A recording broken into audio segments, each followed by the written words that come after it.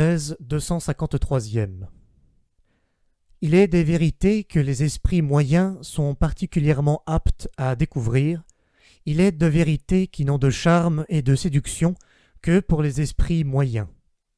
On est obligé de faire cette constatation, peut-être désagréable, depuis que la pensée de certains Anglais estimables mais sans envergure, j'ai nommé Darwin, John Stuart Mill et Herbert Spencer, tend à occuper une place prépondérante dans les régions moyennes du goût européen. Il est utile, sans aucun doute, que de tels esprits exercent pour un certain temps une influence dominante. Il serait faux de croire que les esprits supérieurs, qui prennent leur essor loin des occupations communes, soient particulièrement doués pour établir une foule de petits faits vulgaires, pour les rassembler et pour en tirer les conclusions. Ces esprits-là, parce qu'exceptionnels, se trouvent bien plutôt, par définition, dans une situation défavorable par rapport aux règles.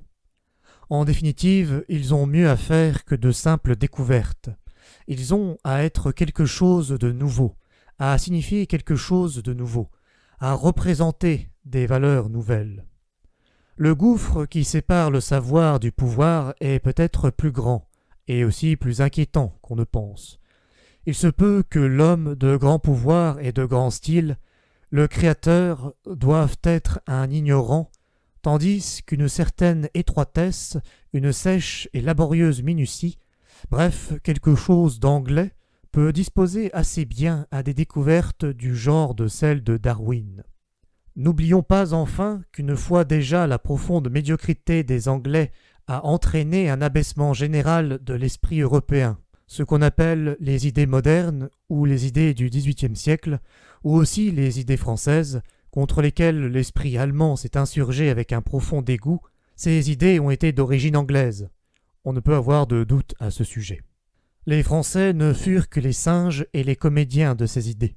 Leurs meilleurs soldats aussi, en même temps, malheureusement, que leurs premières et leurs plus complètes victimes, car la pernicieuse anglomanie des idées modernes finit par étioler si bien l'âme française qu'on ne se rappelle plus aujourd'hui qu'avec une surprise presque incrédule son XVIe et son XVIIe siècle, sa force profonde et passionnée de jadis, son pouvoir créateur, sa noblesse.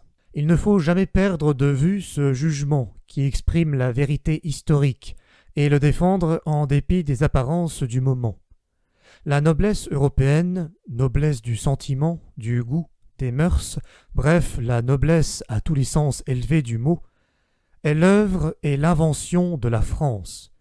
La vulgarité européenne, la bassesse plébéienne des idées modernes, est l'œuvre de l'Angleterre.